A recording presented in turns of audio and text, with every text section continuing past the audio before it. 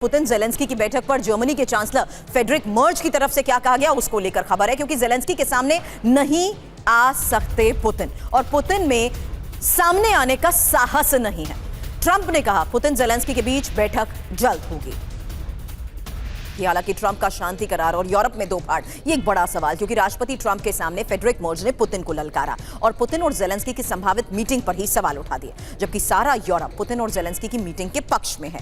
बड़ी बात यह है जहां फ्रेडरिक मर्ज ने कहा है कि पुतिन में जेलेंस्की के सामने आने का साहस ही नहीं है। पुतिन जेलेंस्की से मुलाकात करेंगे, भरोसा नहीं। इसीलिए सवाल ये कि क्या जर्मनी नहीं चाहता पुतिन जेलेंस्की की मीटिंग हो।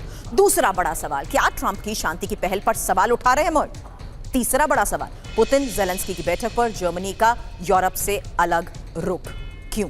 इस बीच एक बड़ी खबर, और यह पश्चिमी मीडिया में ट्रंप की आलोचना को लेकर खबर है। ट्रंप पर यूक्रेन यूरोप की अनदेखी का आरोप, और रॉयटर्स ने लिखा है बैठकों में पुतिन को बढ़त। हालांकि यूक्रेन और यूरोप के हितों की अनदेखी की गई, यह बात भी इन रिपोर्ट्स में कही गई है।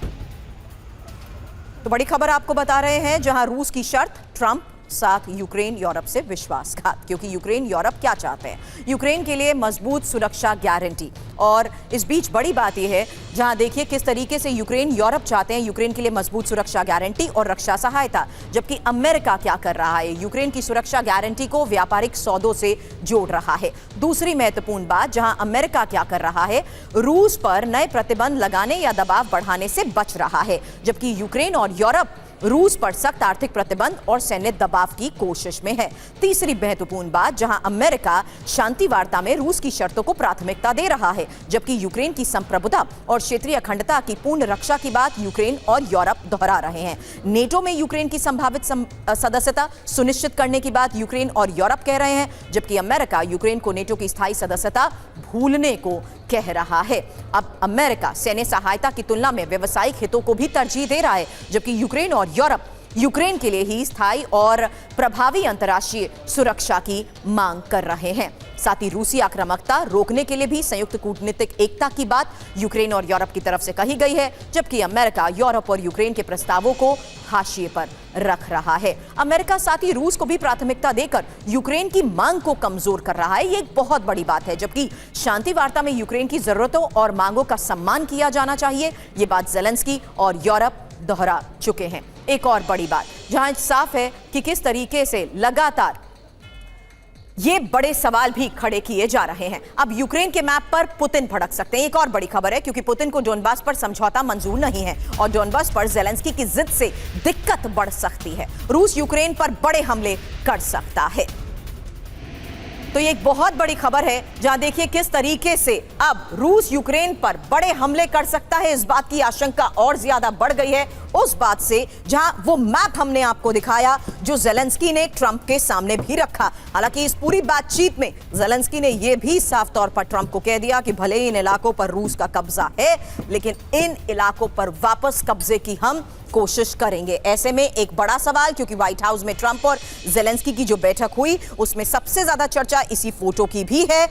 यूक्रेन के मैप के सामने खड़े ट्रंप और जेलेंस्की की ब्लैक एंड व्हाइट फोटो को डिकोड करते हैं, क्योंकि व्हाइट हाउस में यूक्रेन का map, Trump Zelensky photo decode, Trump के दोनों हाथ यहां पर खुले हैं, मतलब साफ है ट्रंप का आक्रामक रुख।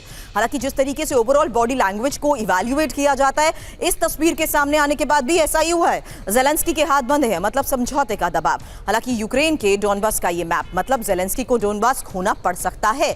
एक और इंपॉर्टेंट बात, ब्लैक एंड व्हाइट तस्वीर पोस्ट की गई है, मतलब कहीं ना कहीं विश्वास की कमी भी है। अब ओवल ऑफिस में ही यूक्रेन का मैप क्यों, ये एक और बड़ा सवाल, क्योंकि मैप पर रूसी कब्जे वाले इलाके को दिखाया गया है और यूक्रेन के पूर्वी इलाके पर रूसी कब्जे को दिखाया। जेलेंस्की चाहते हैं कि रूस इन इलाकों से कब्जा हटाए, रूस इन इलाकों से कब्जा छोड़ने के लिए तैयार नहीं। ट्रंप जेलेंस्की पर समझौते के लिए दबाव। हालांकि 2 हफ्तों के अंदर पुतिन और जेलेंस्की की मुलाकात को लेकर भी एक बहुत बड़ी खबर है। बहुत जल्द मुलाकात की तारीख तय होगी। अमेरिका के किसी शहर में मुलाकात संभव है।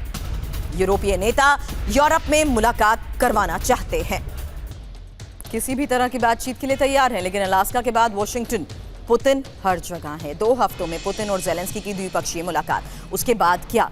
क्योंकि पुतिन ज़ेलेंस्की ट्रंप के बीच त्रिपक्षीय बैठक, और त्रिपक्षीय बैठक में क्या? सीज़फायर की शर्तों पर चर्चा। हालांकि बैठक के बीच 40 मिनट में हुआ क्या, ये एक और इन्फॉर्मेशन आपके सामने, जहां ट्रंप ने अचानक ज़ेलेंस्की से मुलाकात को रोक दिया।